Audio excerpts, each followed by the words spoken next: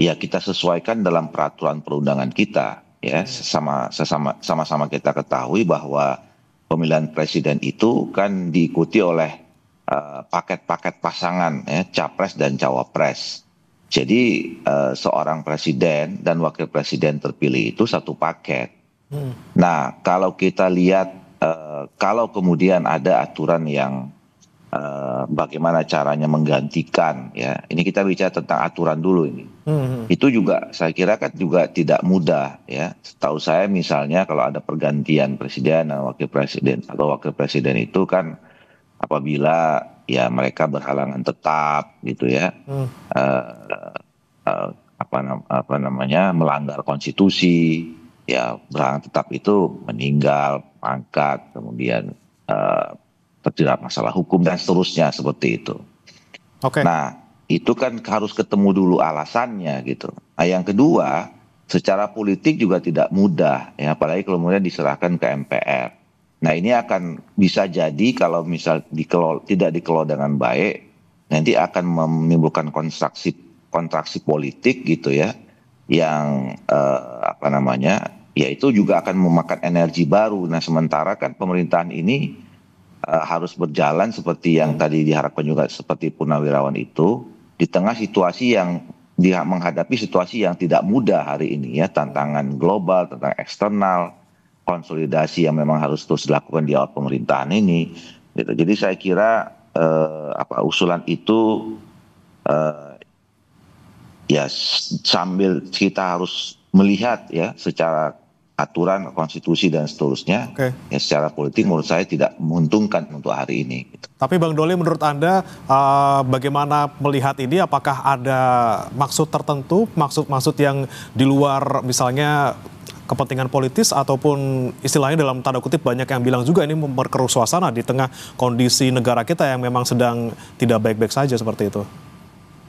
Itu tadi saya bilang, kalau dilihat dari niatnya saya kira mereka pasti niatnya baik untuk kepentingan bangsa dan negara, untuk membantu Pak Prabowo kayak gitu ya.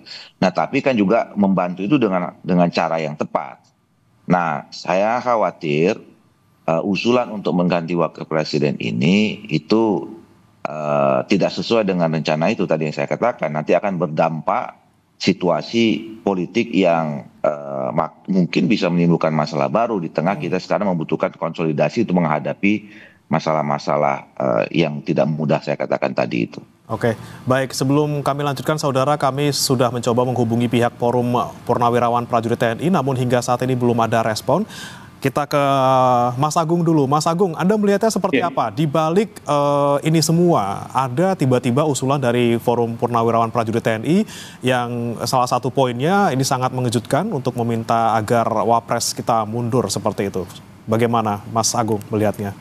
Ya, ada 8 poin dan pemakzulan Mas Gibran sebagai Wapres itu salah satunya. Cuman saya mau nyorotin ada poin kedua, di mana di situ disampaikan mendukung program kerja Kabinet Merah Putih yang dikenal dengan Asya Cita, kecuali untuk kelanjutan pembangunan IKN. Artinya apa? Ini ada paradoksial di antara poin ya.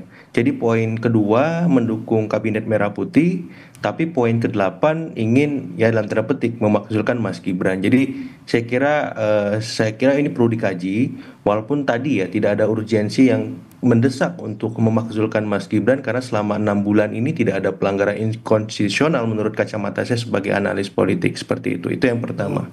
Yang kedua, kalau dilihat dari latarnya, ya sebenarnya beberapa purnawirawan ini ada beberapa terindikasi memang melakukan dukungan kepada salah satu paslon capres ya ketika 2024 kemarin, sehingga saya tidak bisa menafikan bahwa residu Pilpres 2024 itu masih terasa kental ketika tuntutan ini diajukan, sehingga kita perlu mengobjektifikasi poin-poin mana yang bisa ditindaklanjuti oleh pemerintahan sekarang. Ambil contoh misalkan reshuffle menteri-menteri kabinet yang bermasalah. Saya kira itu bisa dieksekusi segera oleh Presiden Prabowo karena kan memang momen sekarang pas ya, karena ada beberapa menteri yang kurang maksimal.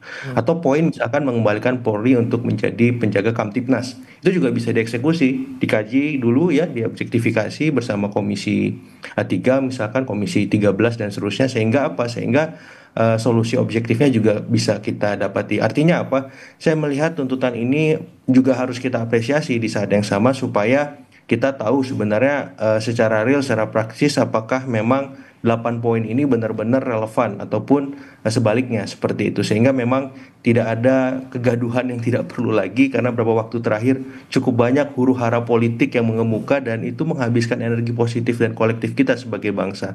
Itu poin yang kedua. Yang ketiga yang ingin saya soroti lagi adalah soal tuntutan ini sebenarnya apa ya, sedikit banyak kalau misalkan terlalu kita fokuskan bisa mendelegitimasi proses-proses yang sudah kita lewati setelah kemarin Pilpres, kemudian kita ber-MK, ada kesalahan etis memang, tapi untuk sampai pada pemakzulan kok rasanya berlebihan dari kacamata politis ya, dan ini bisa memberikan dalam tanda petik ekses-ekses politik yang tidak perlu dan sedikit banyak efeknya bisa ke masyarakat. Mungkin itu sebagai pengantar Mas Primat ya.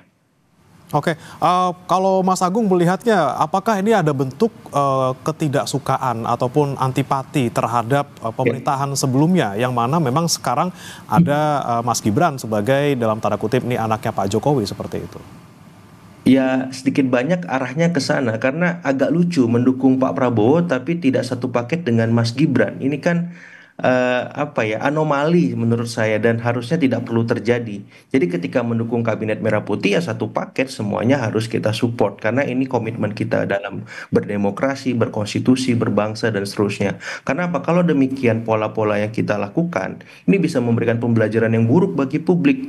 Bagaimana kemudian bisa menerima situasi walaupun situasinya dalam tanda petik tidak sesuai dengan etik ya konstitusional kita, tapi ini proses yang sudah kita lewati. Ayo kita move on, ayo kita melihat tantangan yang lebih real, misalkan kontraksi di bidang ekonomi.